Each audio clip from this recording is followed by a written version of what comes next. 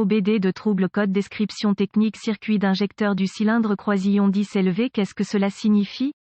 Ce code de diagnostic DTC est un code générique de groupe motopropulseur, ce qui signifie qu'il s'applique aux véhicules équipés d'OBDI. Bien que générique, les étapes de réparation spécifiques peuvent varier selon la marque, le modèle. Le code d'anomalie P0289 est un code générique commun à tous les fabricants, indiquant une consommation de courant supérieure à la moyenne de l'injecteur de carburant desservant le cylindre numéro 10. L'injecteur du cylindre moteur croisillon 10 fonctionne mal ou pas du tout en raison d'un problème dans le circuit. On peut noter que bien que ce code soit commun à tous les véhicules, le pronostic peut varier selon les constructeurs. Par exemple, ils peuvent avoir rencontré des problèmes avec un lot d'injecteurs de carburant ou un autre élément défectueux dans le circuit limité à leur véhicule particulier. Ce type de problème est mieux traité dès que possible pour éviter d'endommager les autres composants internes. Un mauvais injecteur de carburant affectera la bougie d'allumage, provoquera une détonation, affectera également le capteur d'oxygène et le convertisseur catalytique, ainsi que plusieurs autres composants. Connectez-vous en ligne et accédez au bulletin de service technique (BST) pour votre véhicule spécifique. Recherchez les TSB relatifs à P0289 et leur procédure de réparation suggérée. Diagramme en coupe d'un injecteur de carburant automobile typique, fourni par Wikipédian Prolifique. Symptômes. Les symptômes affichés pour un code P0289 peuvent inclure: le voyant de dysfonctionnement s'allumera et le code P0289 se mettra en marche, le moteur tournera au ralenti, l'économie de carburant souffrira, il y aura un manque de puissance indiqué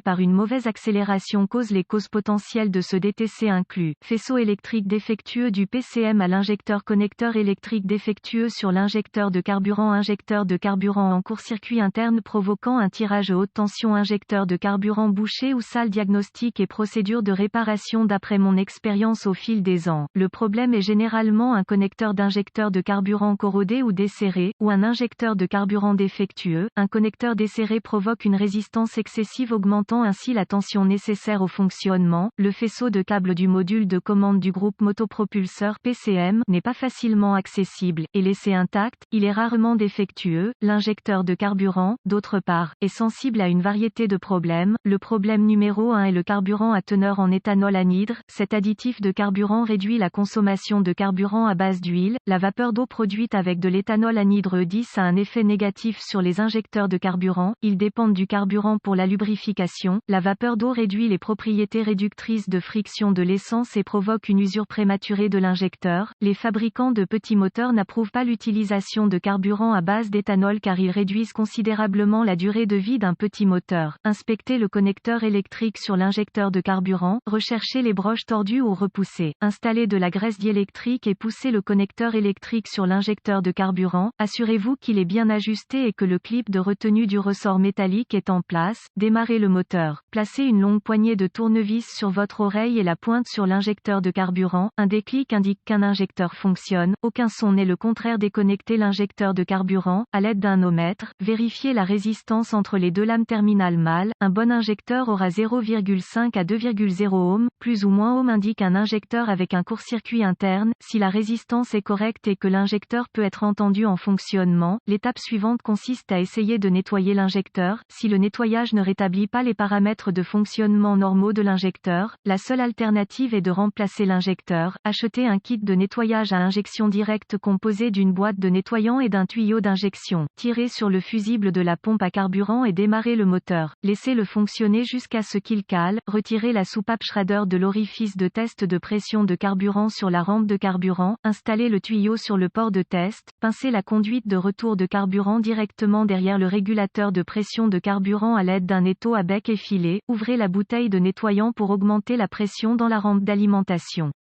Démarrez le moteur et laissez-le tourner sur la bouteille de nettoyant d'injection de carburant jusqu'à ce qu'il cale. Éteignez la clé et retirez le tuyau de nettoyage du port de test. Installez la valve Schrader. Retirez les poignées de l'étau de la conduite de retour et installez le fusible de la pompe à carburant. Utilisez un scanner de code commun pour effacer les codes de panne. Démarre le moteur. Si le code revient, remplacez l'injecteur.